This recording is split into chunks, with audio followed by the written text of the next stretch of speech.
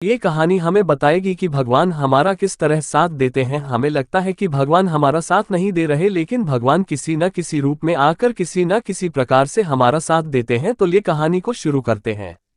एक महिला रोटी बनाते बनाते ओम नमो भगवते वासुदेवाय नमः का जाप कर रही थी। अलग से पूजा का समय कहाँ निकाल पाती थी बेचारी, तो बस काम करते करते ही ओम नमो भगवते वासुदेवाय नमः नाम रटती थी। तभी धड़ाम से जोरों की आवाज हुई और साथ में दर्दनाक चीख। कलेजा धक से रह गया जब आंगन में दौड़कर झांका तो 8 साल का चुन्नू चित पड़ा था, खून से लथपथ। मन हुआ दहाड़ मार कर रोए, परंतु घर में उसके अलावा कोई था नहीं। रोकर भी किसे बुलाती, फिर चुन्नू को संभालना भी तो था। वह दौड़कर नीचे गई तो देखा चुन्नू आधी बेहोशी में माँ की रट लगाए हुए है। अंदर की ममता ने आंखों से निकलकर अपनी मौजूदगी का एहसास करवाया।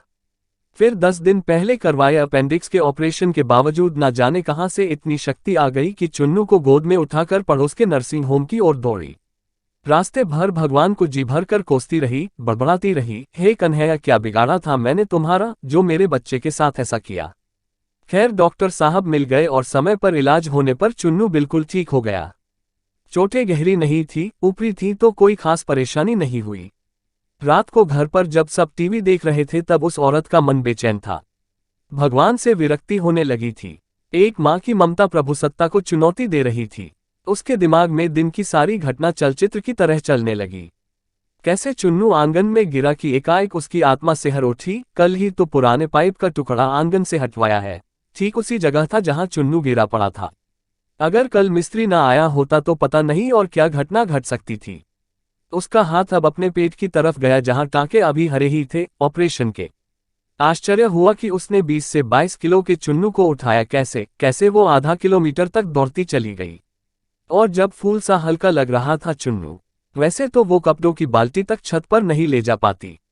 ये सब कैसे हो रहा था वह अब समझ नहीं पा रही थी।